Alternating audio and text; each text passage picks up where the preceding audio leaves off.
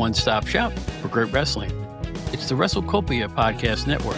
Ray Russell brings a host of great shows right to your device. There's the Wrestling Memory Grenade, Regional Wrestling, the Wrestling Stoop with Bob Roop, the Amazing Puro Academy Show, Retro Wrestling Review with Gene Jackson, Dave Dynasty's long-running hit, Wrestling Nostalgia, Monday Warfare, Raw vs. Nitro, the hilarious Other Ship podcast, and a whole lot more. Great shows and great guests, but where do you find all this stuff? Really simple. Try logging on to WrestleCopia.com. As I like to say, it's your one-stop shop for great wrestling memories.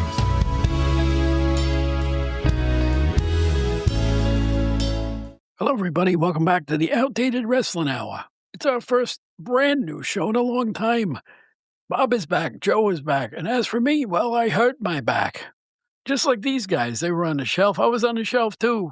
I can remember it just like it was yesterday.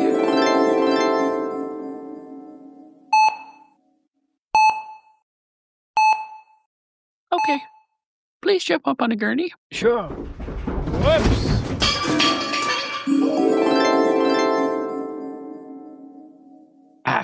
It's the Outdated Wrestling Hour. Just hand me those stone pills. I'll be fine.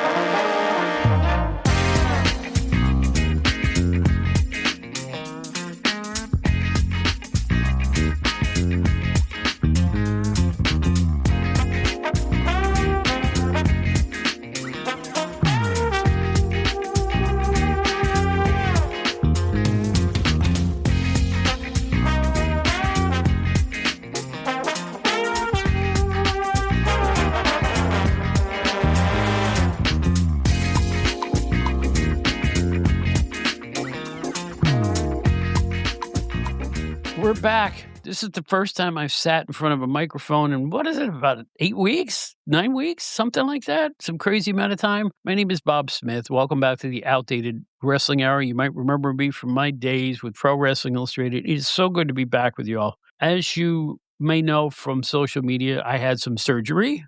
The surgery went with flying colors.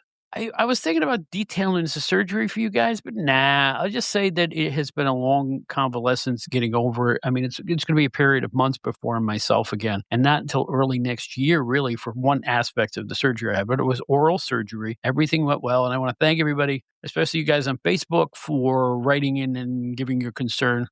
As I told you before, don't worry about me. It's all going to be good. But here's the funny, we're going to talk a little bit about the illness because at the same time I was having my operation at a hospital in New York City, our friend Joe Puccio, by the way, Joe, welcome back, guest. He didn't put anything in the stat box today. What's with you? No, nothing? You were hustling to get in here. I know that's what it was. First of all, welcome back. I'm sorry that the first person that you have to sit across from doing this now after your surgery is me. But I will say, yeah, I am just noticing that I did not put a name. And I think that just speaks to a little...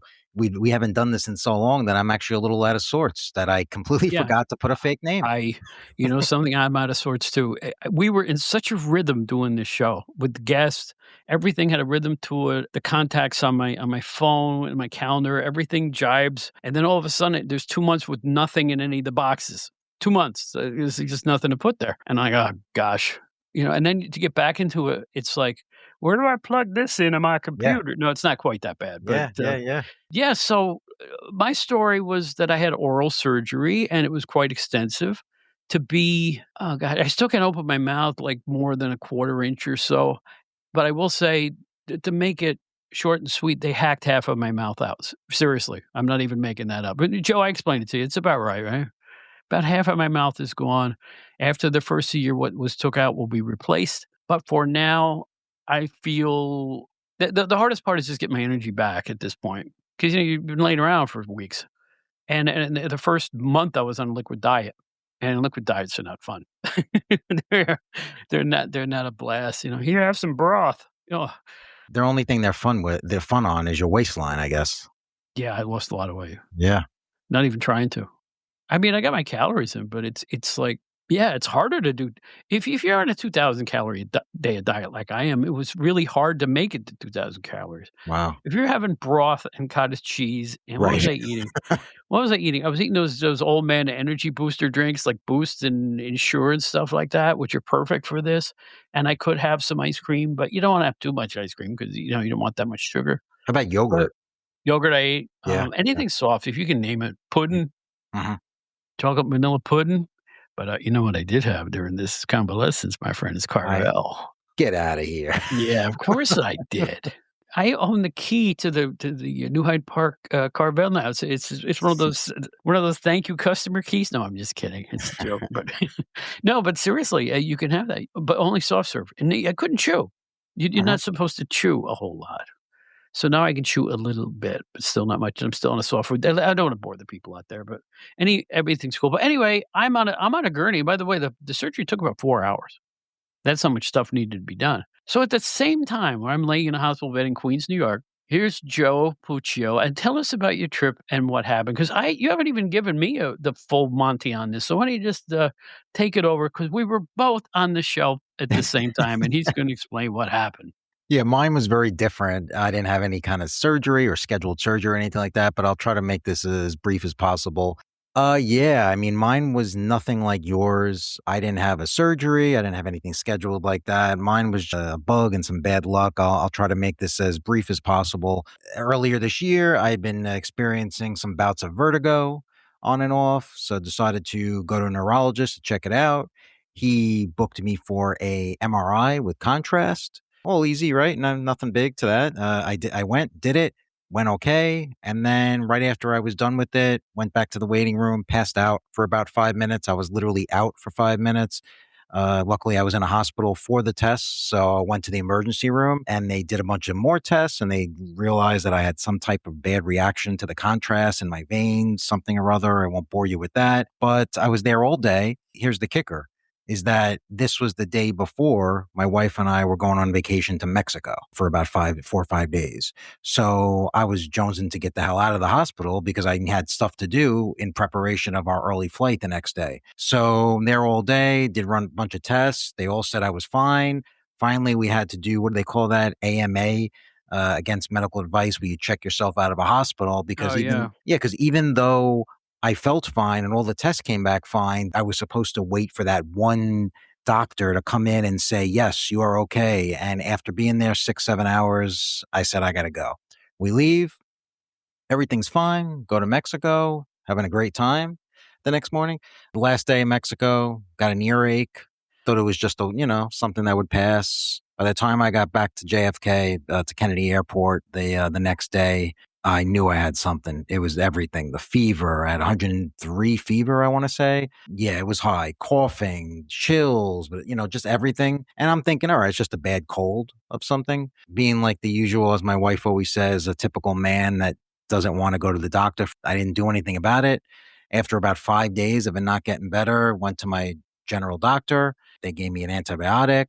Still didn't go away. Finally, after about 2 weeks from there, my wife got sick and it started to go away. But she got sick. She went to the doctor and she was diagnosed with strep throat, which was most likely from picked up either in Mexico or on the plane coming back. Could have been one or the other.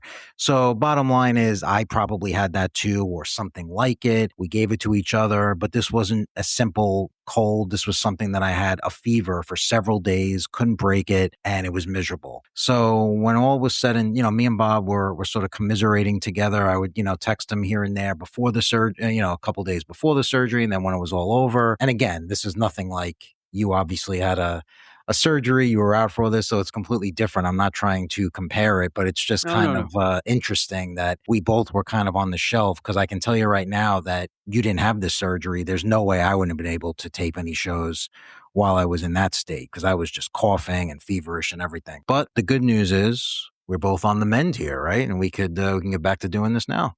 Yeah, I even have in the interim, I got new glasses and they Hey. suck. They're terrible. I don't know what it is. I don't think I'm seeing as well with the new ones as I did with the old ones because they kinda messed up the script when they made them and blah, blah, bum. So I've been just doing personal health things for a Mhm. whole month. I haven't had the freedom to do it. Now I can go outside, I can take a walk, I can drive the car now. Everything is normal in that regard. It's really mainly just diet and getting my oomphies back, and they'll come. I got another sports season in September. I'm a bowler, and I wanna get my strength up and get my game going before. So if I can get to the lanes and start pushing the ball around, I should be able to, get my energy and strength back up, and everything should be cool. But, I wanna thank everybody who said, "Hey, get well." And I have gotten well, and thanks, you guys are like a lift in my shoe out there. I really appreciate it. I posted a photo of myself recently, and I got something like 200 responses. So it was like, wow, you guys Wow. are really great. So it's like, I don't know what to say other than thank you. We still have some shows that were in the can that we're going to release sporadically at this point. But I'm glad to say that after all this mess between Joe and myself, no repeats, no best ofs, no weeks without a show. We're gonna be on every week just like we have been since, almost 4 years ago. So I'm really thrilled. So thanks.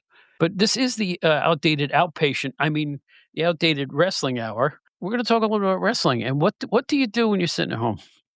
Right? You gotta sit around for a week and there's nothing going on and so on and so forth. You're a wrestling guy, you watch YouTube. You watch streaming services, you look for old wrestling, and I found a lot of stuff. So I am going to tell you all about folks out there, I don't know if you're into it too, but you should be. You really should be into YouTube in this point in wrestling history if you're an old timer like I am, because it's like there's so much there. And they're finding stuff. They're finding new stuff that I've never seen before. And I'll talk about one of those things. We're gonna have a guest on the show soon who somehow gained access to a wrestling show I had never even heard of. The organization was owned by Lou Thesz in '76, and he found like a dozen of these shows to put on YouTube. I'm like, "Oh, this is great." So anyway, let's get on with some stuff, and I'll tell you where to watch all this stuff as we talk about it. But SmackDown's on the other day, and I'm going, this is not hitting the spot." So I switched over to YouTube and watched some old stuff, and I felt better about being a wrestling guy.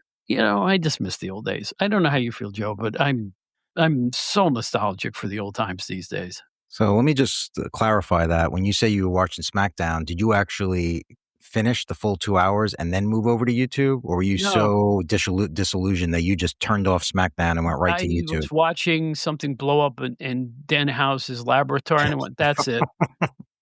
That's all." I'm serious. No, I know you are. Why am I wasting my time? I I hear mean, you. we had members of the Knicks at Madison Square Garden doing stuff, and I'm like, "Why am" and I love the Knicks, don't get me wrong, the championship was thrilled. Oh my gosh, I don't know if you were into it. Did you see the Knicks win the title?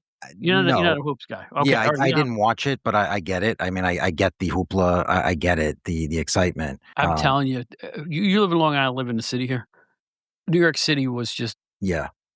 you were fist bumping strangers as you walked down. I swear to you, it was a really cool vibe in New York City for the week. And I know people gonna talk about those bastards that ripped up Manhattan afterwards. They're idiots, and they're a small pocket of what New York is really like. If we could all get together as New Yorkers the way we do when our sports teams are winning, it turns into the greatest city you'd ever want to be a part of. I just had a wonderful time watching the Knicks.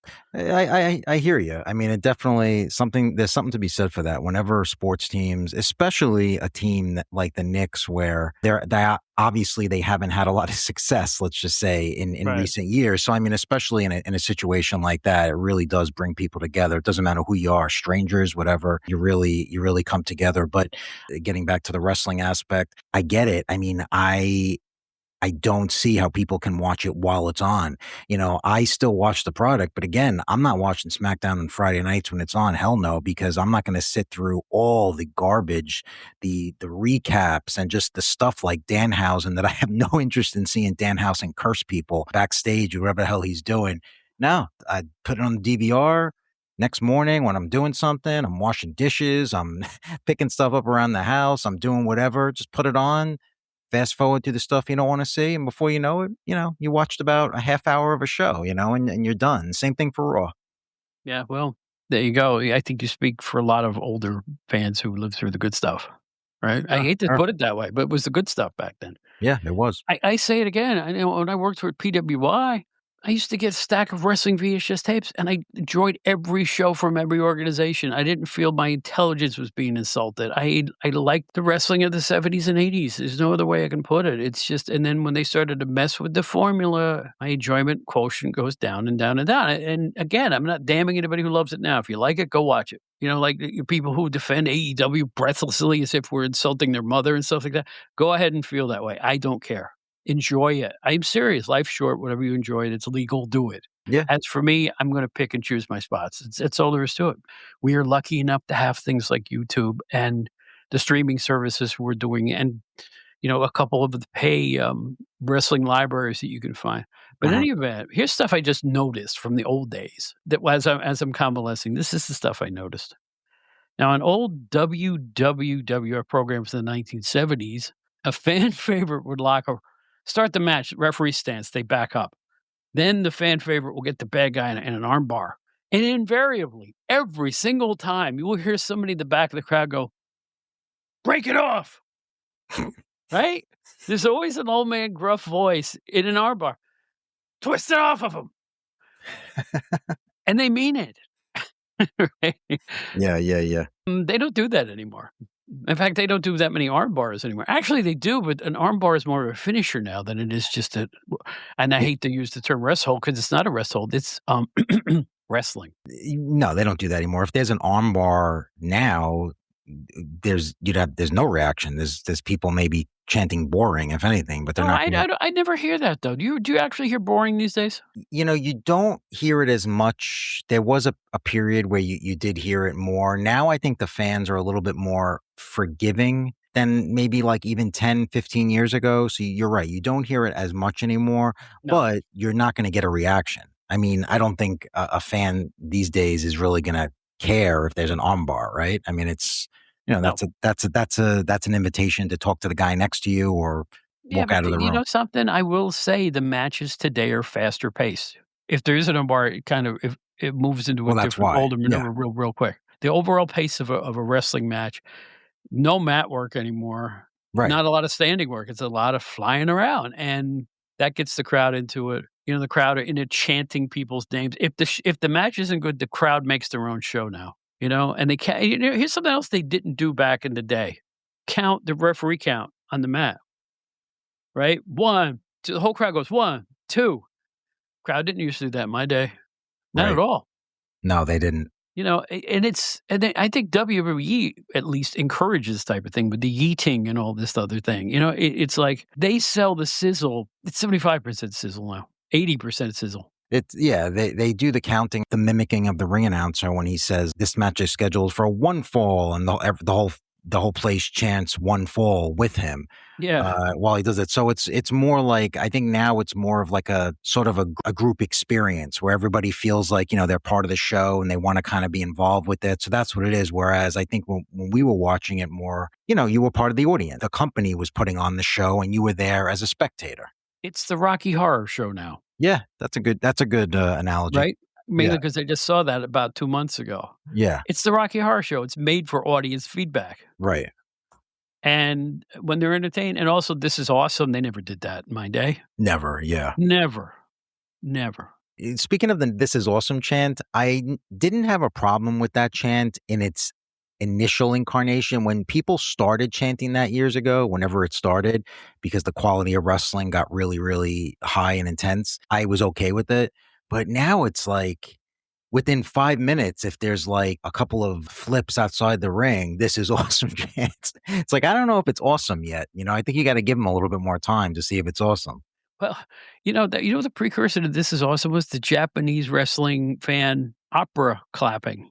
Oh yeah, Remember when they get into some chain wrestling and then they'd stand up and stare at each other after a long chain, yeah, and then the audience would applaud like they're at the opera. yeah. You didn't hear cheering, whistling, or booing. You just heard applause, just this respectful applause. Since Very we have no polite. respect, ours is "This is awesome." That's the difference between the two fans. Yep. Yep, yep, yep. So, also, I'm watching a lot of old WWF, which is popped up on YouTube. There's a couple of sources that are putting the stuff up from the '70s and '80s, and I'm having a blast watching Joe McHugh and Gary Michael Capetta. But I noticed that in the days of the 3 TV shows in a single car now, for anybody who hasn't been to a TV taping in the old days, they would do 3 shows in one Mhm. event, and then at the end, they would do dark matches, between main eventers. I guess they kinda still follow that formula today. No, they don't. Today's TV shows are as you see them, and then they have dark matches afterwards, Right. at least in the WWE. So but in the days back then, it amazed me that they showed a lot of stuff from the 3rd hour when a lot of people have decided to go home. So you see a lot of empty seats even at ringside, but they still showed it on TV. It didn't phase the promoter. And somebody watching may go, you're at home, you may go, "Hey, there's nobody there. Why would I go pay a ticket to see this? Nobody there on the TV."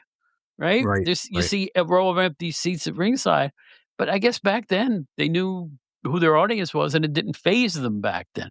And, people didn't judge stuff by how popular it was back then. People didn't look at the movie box offices back then to see if the movie that's out now is worth seeing. Mhm. "Oh, this is no good. It's only number 8 in the top 10, but we'll go to see the one that's number 2." Some Mhm. people actually think like that now. Yeah. Yeah. Yeah. But did you ever notice that sometimes, you would watch one of those old shows, there'd be scads of empty seats because they have sat in there for 3 hours. Yeah. No, you make a good point for sure. I think I noticed it more with, certainly WWF and the NWA and the big companies, but I feel like I even noticed it more with maybe some of the regional ones, like let's say World Class at the time, because like they would kind of be Yeah, you'd see like, like let's say like the Von Erichs would come out and the Von Erichs would be in the crowd and you'd have all the fans, like the teenagers cheering and kind of like jumping on them and not letting them go. And then the camera would be in the crowd and then you would see like all the other areas of the stadium that were really empty. I feel like those companies, they didn't care more than the bigger companies. The bigger companies might have been a little bit more cognizant on it, but I definitely get your point. It's definitely very different today. Today, everything has to be, hard camera and get the fans on this side and make sure, we don't show the arena from this view to make right. it look like there's more people. Well, there's the thing too. But if you go back to that sportatorium, uh, cut to the global days when they had trouble putting 25 people in there, and it really looked bad. I Mhm. mean, there's no way to make rows of empty seats look good on TV. There just isn't. Same Mhm. with the AWA in the winning days at the Yeah. Showboat. We see a half a crowd, and it's like that does not sell tickets. That does not belie excitement. I agree that when you see a full place full of heat, it's way more exciting than 10 rows that are barely watching the thing, because they've sat there for 3 hours. So I think it's always been a flaw in wrestling promotion that you would allow that to go on television. Because at the beginning of that night, you had a hot crowd, probably full to the rafters. By hour 3, we gotta get home. The kids got school tomorrow, one of those things, right? Yeah. Yeah. Yeah. So it's like, why would you show that? They would never do all I'm saying is they would never do that now. They would never Yeah. air that now. So also unlike today, the interviews at ringside between matches seem totally improvised in the old days, in the '70s and '80s, especially early '80s. You got to hear Lou Albano use near slurs about the ethnic good guys. Freddie Blass used to tell those corny jokes he used to tell that it was so bad your grandfather wouldn't laugh at him. And Albano would open his shirt to show off his big belly. None of this was scripted. It was all improvised. Now, amongst the wrestlers I noticed had no flair for an off the cuff interview back then. Butcher Vachon. These guys could not do interviews when you just pointed a microphone in their face. Butcher Vachon is awful. Spiros Arian wasn't great. The heel Victor Rivera, who was completely out of place as a heel. Nikolai Volkov would never talk you into an arena, right? Others of that style. But the guys who were great at the improv, Adrian Adonis, Roddy Piper, of course, right? Stan Hansen post 1981. When he came back, when Hansen's second run, not the Bruno run, but the second run that he had, he was an amazing interview. All of a sudden, he got really, really good on interview. I don't know if you remember that, if you're a little young for that. Ken Patera was a great interview, really rile him up. Tony Garea was a good interview. He could talk plainly and make you believe what he was saying in a realistic way. Ernie Ladd was spectacular, Yep. and especially the Iron Sheik. Oh yeah. He would constantly get crowds riled up even before he started with that Iron number 1 stuff, Hawk Poo. Yeah.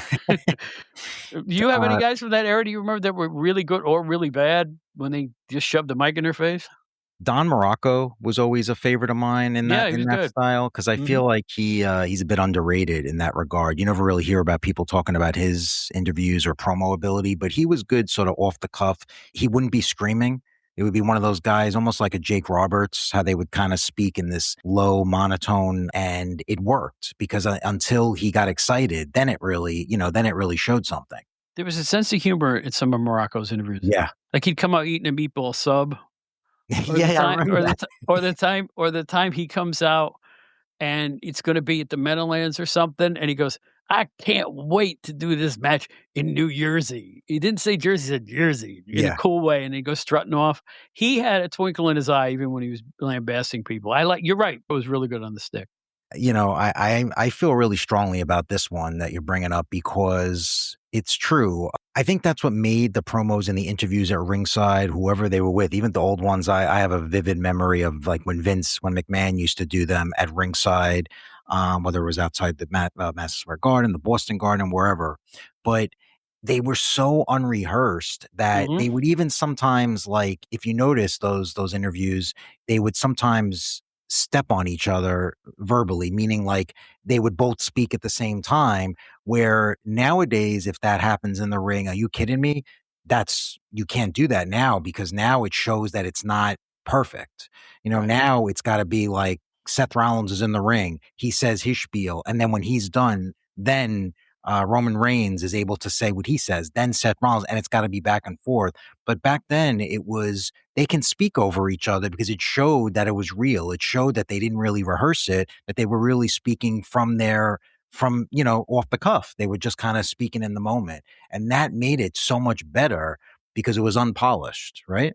It did, it looked real. Yeah. When you if you interview a baseball player who plays third base and you'd say after the game and he goes, "What kind of pitch did you hit on the home run in the 8th inning?" And the guy will go, I think it was a fastball, really." And then he just talks as if you're talking to somebody. It's not a show. It's not a Mhm. speech. Yeah. It's just giving the answers to the questions. Trouble with pro wrestling is wrestlers have to kind of give an oratory, "This is what I'm like." And on the old WWF shows, they would just bring the guys out without a topic. It would be between matches, it would be a whole Right. segment on the show. They Yeah. didn't have a topic. Spiros Arian, you're making your way up the ranks right now. How does it feel to be the number one contender? And then he would just riff. Not well, but they would just riff on it. And it was completely improvised. I'm sure there were certain points they wanted to get over, but I was going to ask that. it led to an era of authenticity they don't have now. That's what I was going to ask. I mean, I know this is the way it was much, much less rehearsed, if rehearsed at all. But that's my question. Like back in those days, how much of it do you think was gone over Oh, beforehand? very easy, the local promos. I'm not talking the promos at ringside. If you cut to the beginning of the show, it was always local promos, Right. and if you knew your wrestling back then on the East Coast, let's say if it was having a Pat Patterson versus Bob Backlund match, but you were having it in New York, Boston, Philadelphia, and all Yeah. at the same time because it was territorial and you could get away with it because nobody could tell. They would probably do a similar interview for each market. Yeah. That makes Those they had an idea of, this is your second match. You busted them open last time. Chances are that happened in all those same arenas around the horn. So those interviews were a little more predetermined because they had a running story in the arenas, which is something they don't do anymore. right. That makes They would sense. have individual arena angles as opposed to it being one big angle that they go over for 2 months before the match actually happens. That's true. Yeah. It's Yeah. it's just one of those things. I wonder, I mean, what would happen if nowadays they went back to that style? Do you think it would be just a learning process where fans would eventually just be okay with it? Or would it just, because I can see like the first few times, let's say they tried to do something very unpolished like that, the fans just kind of like booing or it being on right away would be on social media. Oh, this guy messed up. What did he do? He effed up. He must have forgotten his lines or whatever they would say, things like that. Yeah, well, But I wonder if there would be a learning process and it could work again if we can kind of condition people. who could say? I've always fantasized about winning the lottery, starting a small wrestling organization, buying some TV time at 3 o'clock in the morning on some local station, right, for an hour, and doing it the old way. Yeah. I'd love to try. I really would. Wrestling is wrestling. The guys can wrestle any style they want, but I want it to be more realistic and less fancy. Could people handle it? That's my question. But if you go to your favorite indie like you used to, that was pretty old school, right? Yeah. I mean, at least in terms of the presentation. But the trouble now, fans are conditioned to loud music and Yes. explosions and extracurricular stuff that never meant anything to an old fart like me. I just wondered if I presented a show where it was old school, it was just a ring and an announcer and maybe a ringside interview in front of a couple of the matches, would people accept it? I don't Well, know. I don't know. Rob, it's pretty simple. All you have to do is win the lottery and we'll There find you out. go. Yeah. Yeah. I mean, Hey, dollar to dream, right? yeah. Now, as we talked about this before, there's never been anything less exciting than WWF handicap matches. And here's why. They would always pick two complete amateur good guys, like guys they just threw trunks on, who get filleted and mashed to the mat by the rule breaker every time. They wouldn't even get any they were like little guys or fat guys, and they would just like they would I saw Spears Arian have a handicap match during my now, Andre, the Giant, used to engage in a lot of handicap matches, and I just saw one where he took on Johnny Rods and Baron Mikel Cicluna. And before the match, at the beginning of the show, remember when Bruno used to do color commentary? Sure. He actually said, "This is going to be Andre's first loss. There's no way he could beat two opponents of that caliber." So I hate to say it, but I'm going with how he would. Hmm. Vince would ask him to pick who's going to win.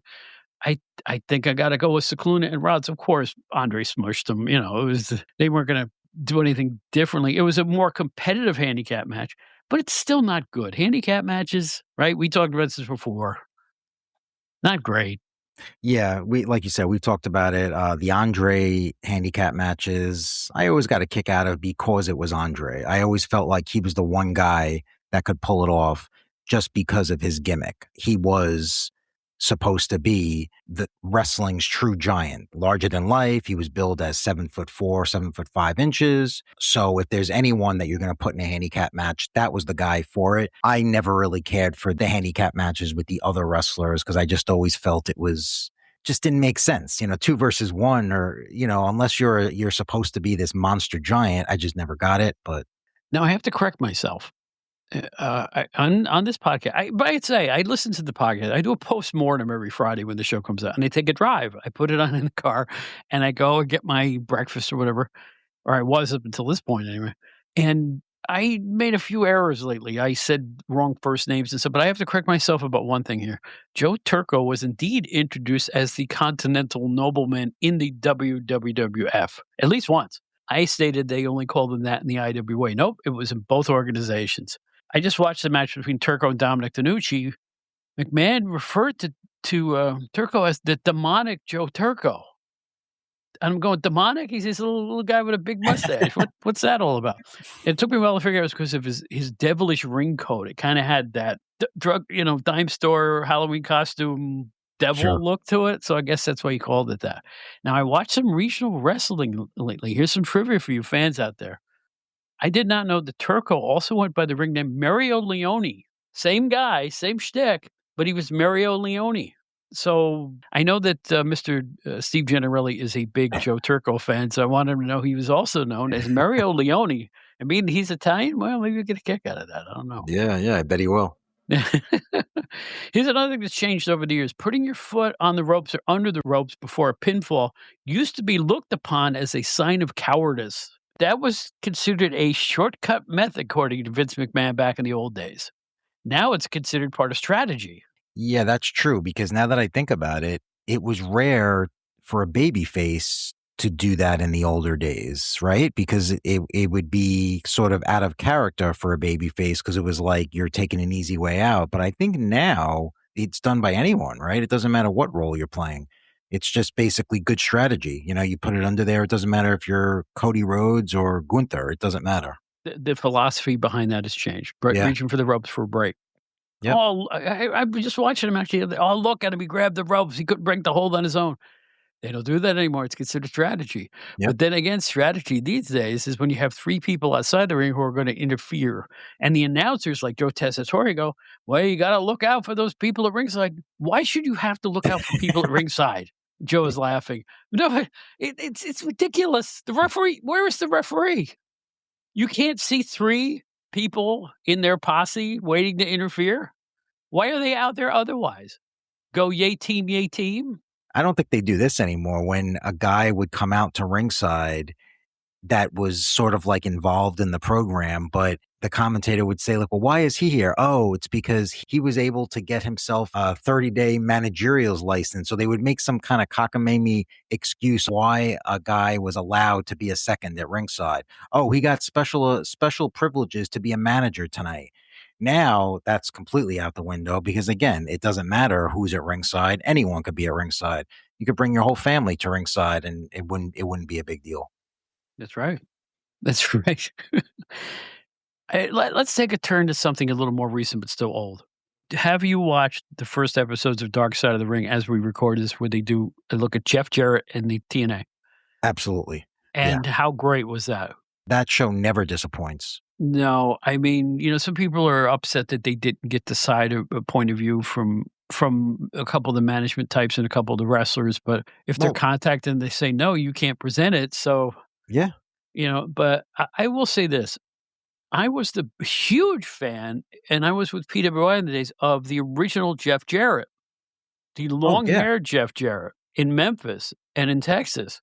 When he went to Texas, he was every bit as over as he was in Memphis. And then he cut his hair, and they invented this faux country music singer with a guitar he was gonna hit people with. Of course, we already saw that with the Honky Tonk Man, but, that's what they did. I don't know if it's whether they thought Jarrett was undersized a little bit or something in the beginning. He was a good talker, but I always preferred the original Jeff Jarrett, and I met him during that period, and we had a nice conversation. I just liked the way he worked. He looked great. Nobody even thought of him as the promoter's son in Memphis. I'm telling you, nobody looked Mhm. at it that way. He was Yeah. good enough to work on his own. I think he's vastly underrated, and you know what? He's a really good guy. I was sorry to learn of some of the demons that caught up to him after a while on that show. I guess it was a three-parter or whatever it was. Yes. It was a three-parter, yeah, I Yep. watched all of it in one sitting, and I gotta tell you, I admire him more now coming back what he came back from, and I think he's a rock solid guy underneath all this, I really do, and they're off to a blazing start. That may have been my favorite Dark Side of the Rings of all time. The TNA episodes? Yeah. Wow. Oh, Okay. it really grabbed me. I mean, I didn't know a Yeah. lot of that stuff. I Yeah. didn't know about the Karen Angle thing and how much of it was a work and how it was a shoot. I had no idea. People It are was disputing what they saw on TV and social media, of course, but, we just heard the people who were involved talk about it, so I would tend to take their side, sort of, right. you know? Yeah, I definitely enjoyed it too. I think Karen Angle or Karen Jarrett, if she's known by that now, but I think she did a really good job. Yeah, and one thing I did read too was that the original idea for those episodes by Evan Husney and those guys that created the show was to actually do a full season of sorts on TNA, make it all about TNA, which is kind of crazy if you think about it, but they would have had enough material. There's so much more that they could have gotten into. But I think Vice or whoever makes those decisions, I think they said, let's compromise here. They did 3 episodes. It was really good. As far as the complaints about management, I know the biggest omission was Dixie Carter, who obviously wasn't on the show, but again, she was asked, and she turned them down. So that's her prerogative. She didn't want to do it. But even without her, it would have been great with her. I would have loved to hear her comments now, all these years later.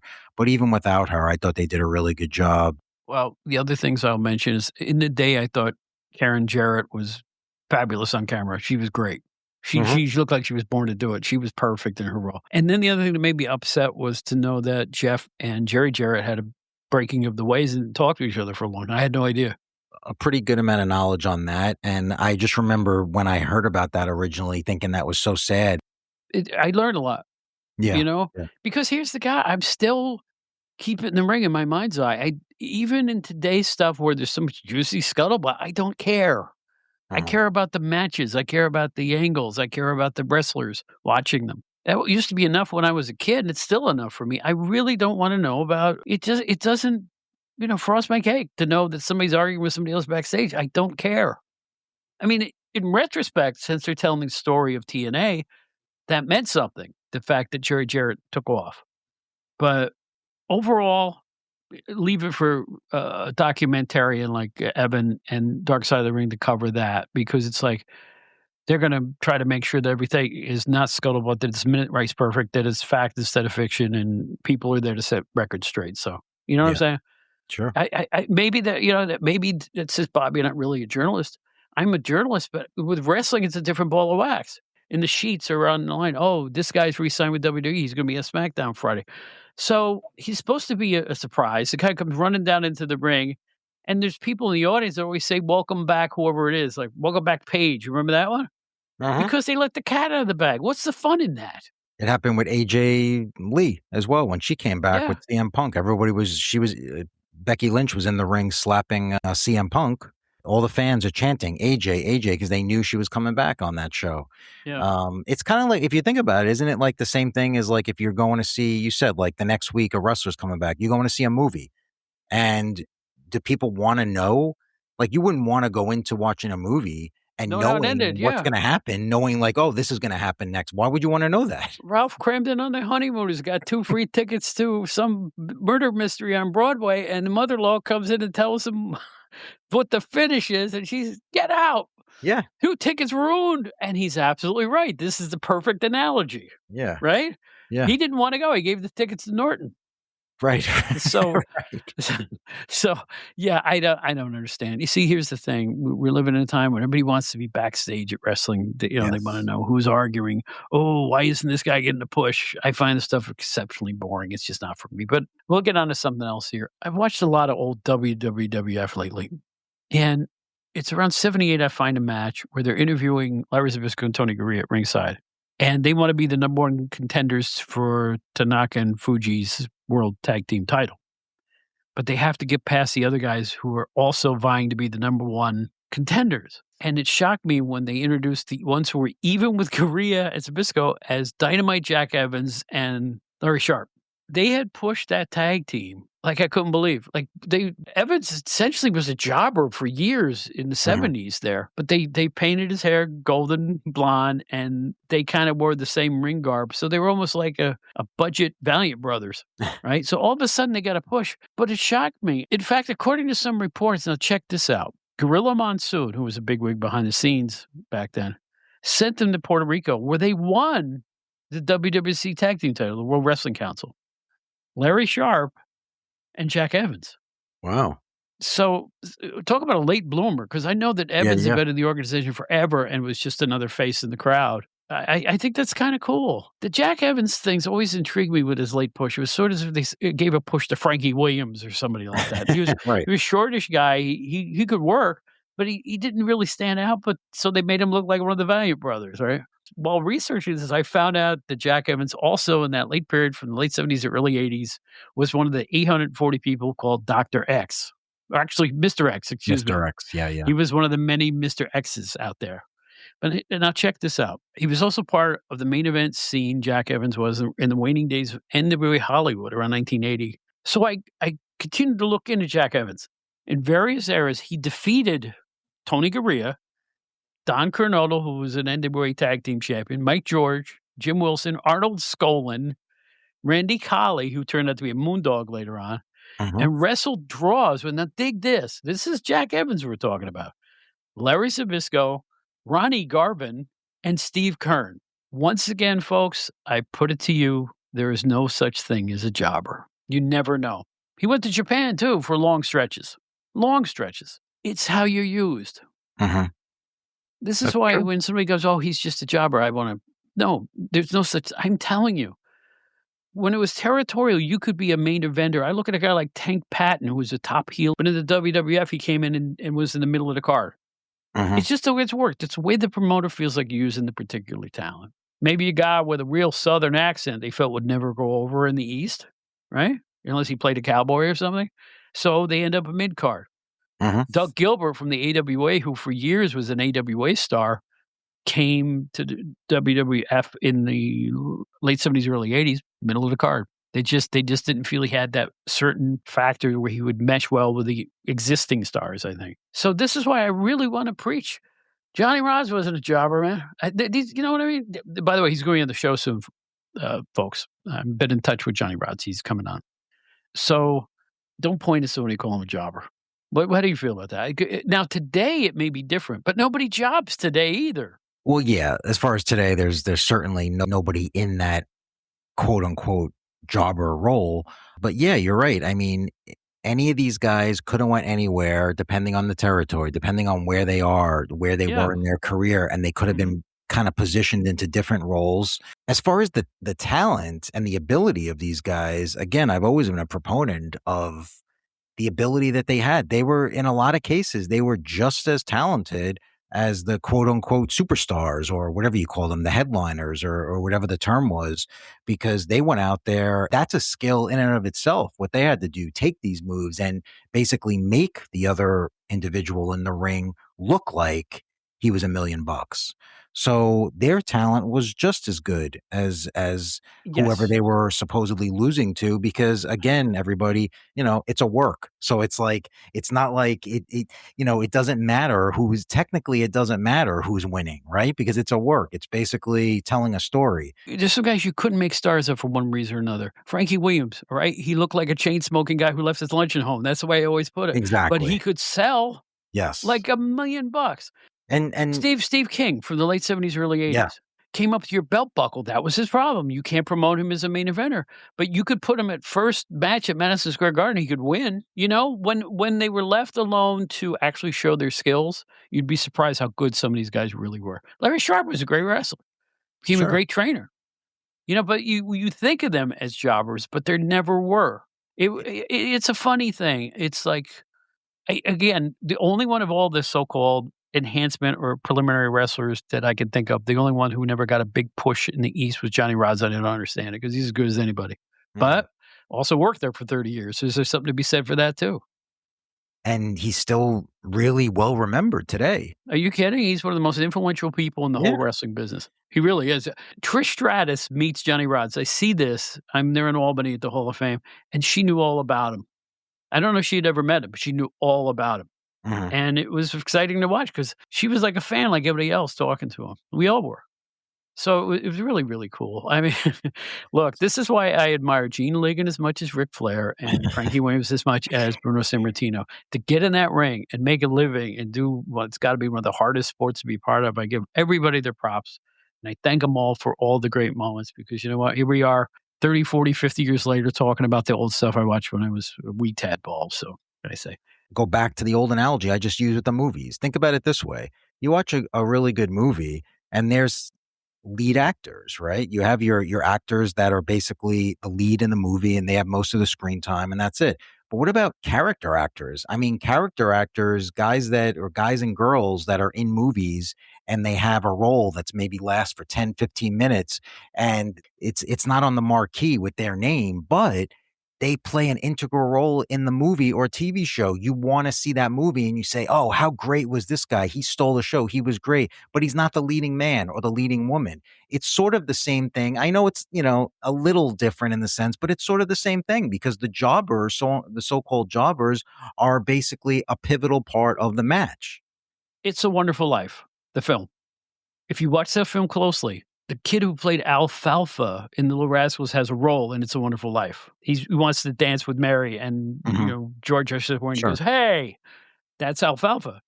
Also in one of the scenes is a character actor who I recognize from about 25 Three Stooges films. Right.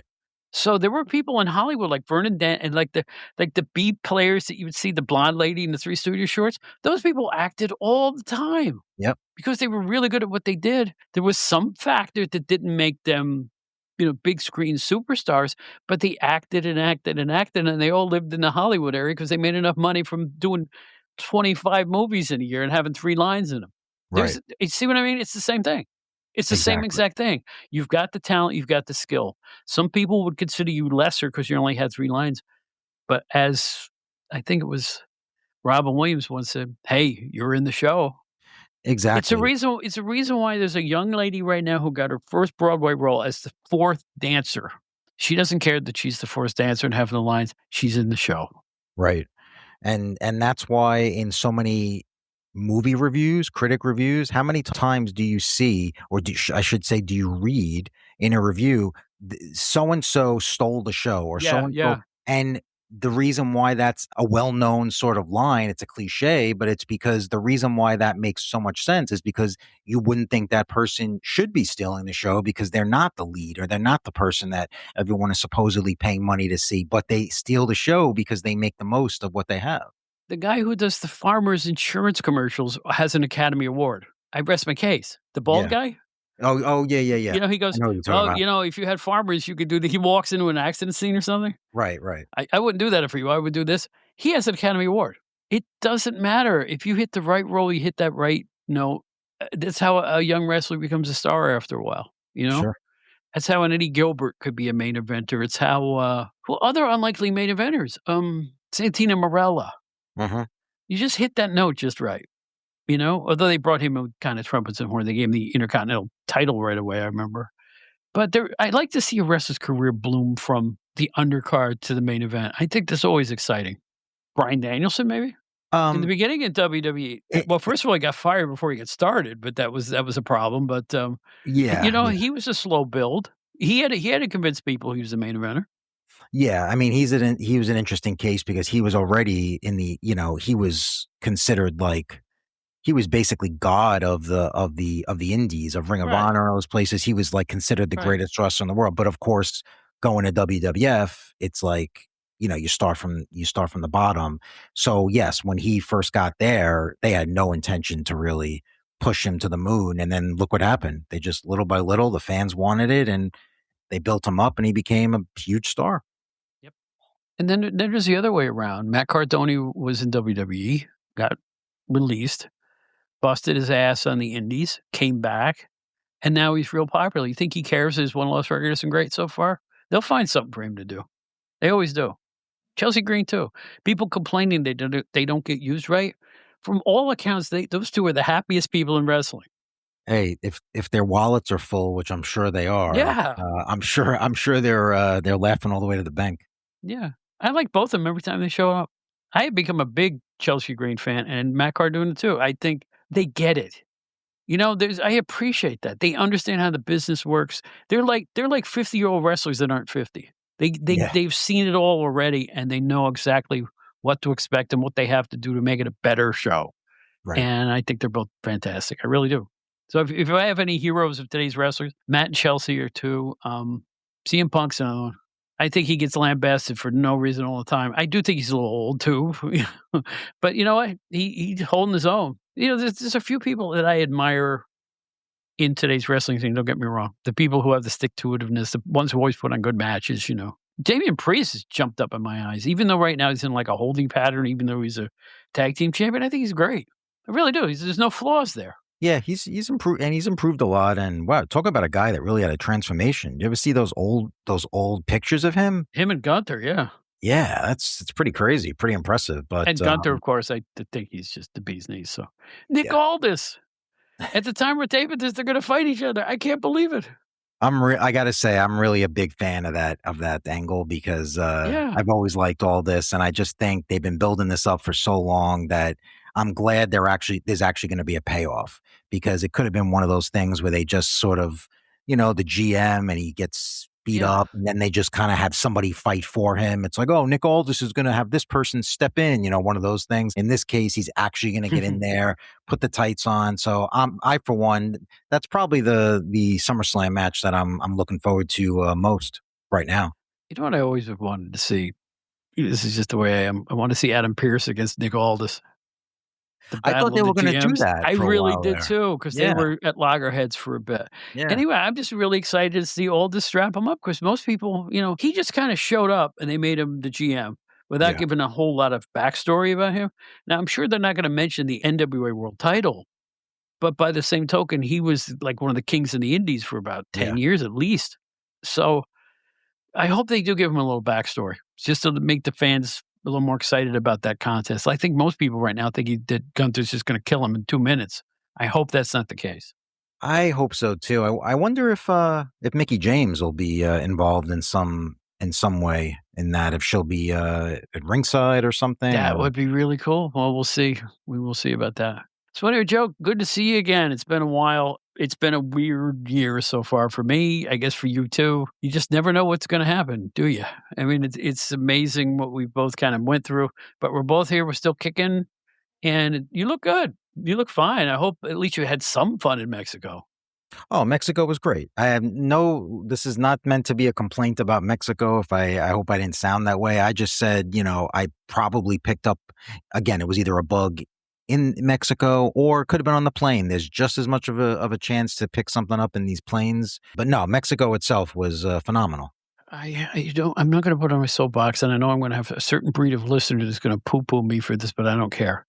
Dude, if you go on a crowded bus or an airplane, wear a mask. Seriously, a flimsy Yeah. that you may have avoided a cold or a flu or some kind of a virus. I just know that people in my life personally have had a virus that's been lasting for 5, 6 weeks. Something's going around. They're not talking about that either. But seriously, if you know you're going to be armpit to armpit with people, Yeah. take a little protection with you. I know some people will frown at you or point at you, or some idiots will even say something. Yeah. Yeah. Yeah. They work. Would you rather have somebody make a snide remark on a plane or come home with a virus? Yeah. You're right. It's a big tube full of influenza. If one person has it, you're all gonna get it. It is. If you really think about a plane, what it is, I mean, it is. It's like there's no ventilation. You're just Right.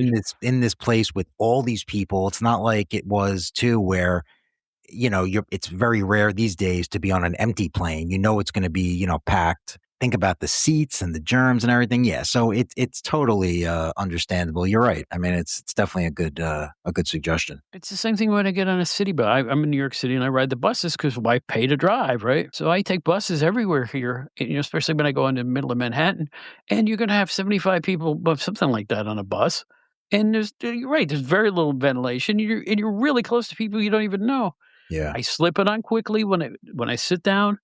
As I leave the bus, I take it off, and then I'm normal otherwise. But I don't want a cold. I don't want a flu. It's really bad. Yep. I have had some hellacious touch and go flus in my time.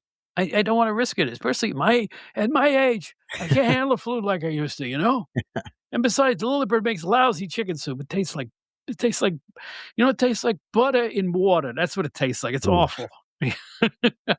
Thank you, Bob. 10 minutes from now. Anyway, good to see you, my friend. Before I go, make sure you check out generationxwire.com, the entertainment website.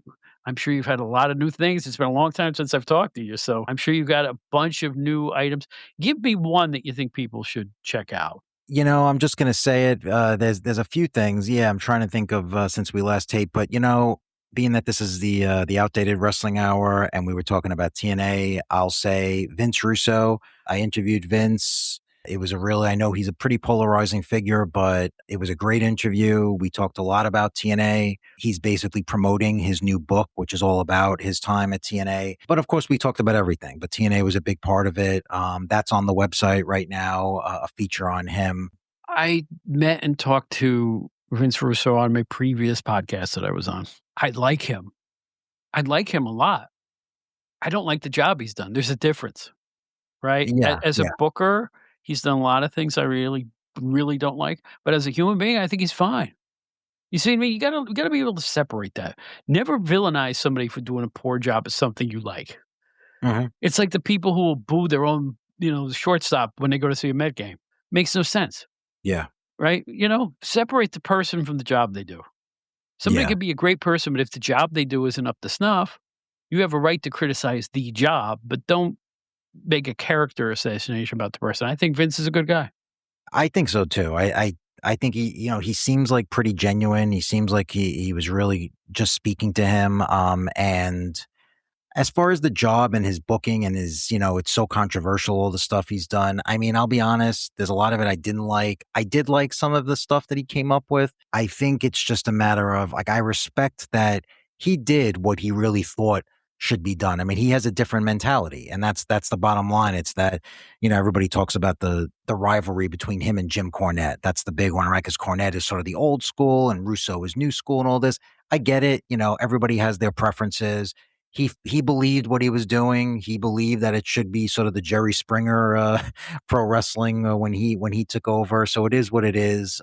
But again, I just think he did what he thought was best. I mean, the guy's still out there. The guy's writing books. The guy's got his podcast. The guy's still we're still talking about him. in 2026. So good for him, right? Yep, absolutely. How many times did he call you bro? You want to know? Let me just say something really quick about that. Yeah. When I told my a couple of my buddies that I was doing the interview that day, one of them he suggested to me. He's like, "Can we take bets?" He's like, "I want to know when that interview's done." He's like, "I want to know how many times, literally, how many times he says it." He did. I did not count, but he did say it multiple times. Mhm. And in my article, though, I purposely, when I quoted him in different, I purposely only added the bro once in one of his quotes, just because I wanted to make it authentic. But I also didn't want to. That's ridiculous, to keep No, putting bro in your nobody quote. would But do I, that. No, but I did it once just because, hey, that's him. That's what he's saying. that's what he says. Yeah. So I said that, but it is kind of funny because it's just from the beginning to the end. It was just bro this and bro that. Yeah, yeah. Well, there you go. That's Yeah. who you invited on. So Yeah. anyway, check out the interview with Vince Russo on Generation X Wire. That's a good one for our audience here. I appreciate that. So in any event, thank you all. I will be back to wrap up this clam bake here. I hope you're all having a nice summer out there, and we are going to integrate new shows in with our pre-recorded shows that we did before I got knocked out of action. You will hear a new show every Friday. Be aware of that. We'll be right back in just a second.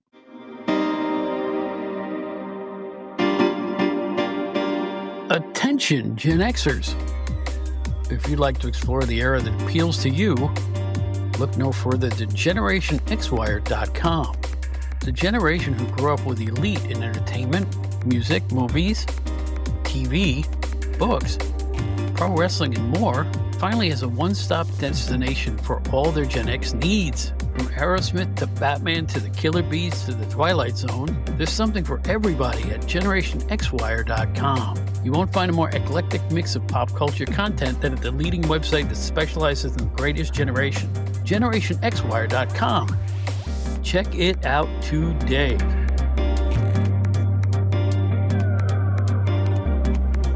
Thank you once again, Joe Puccio, and thank you everybody out there for listening. It really means a lot.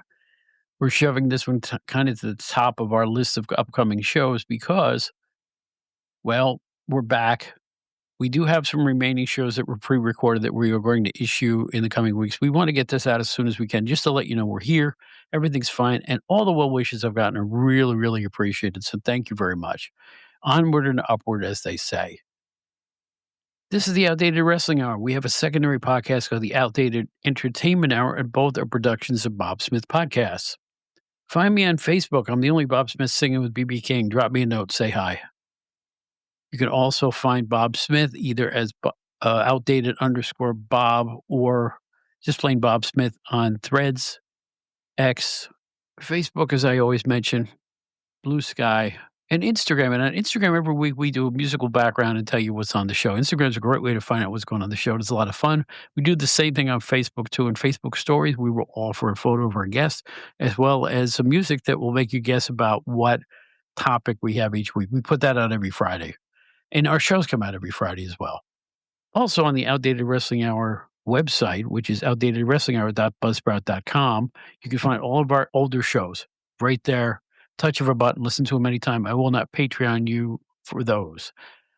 In addition, you can find out about the Outdated Wrestling Hour fan club, which for like $3 a month, if you can spare it, we can use it because it helps us perpetuate both this show and the Outdated Entertainment Hour, which will be up again I guess at this point in August, we'll have a brand new show for you.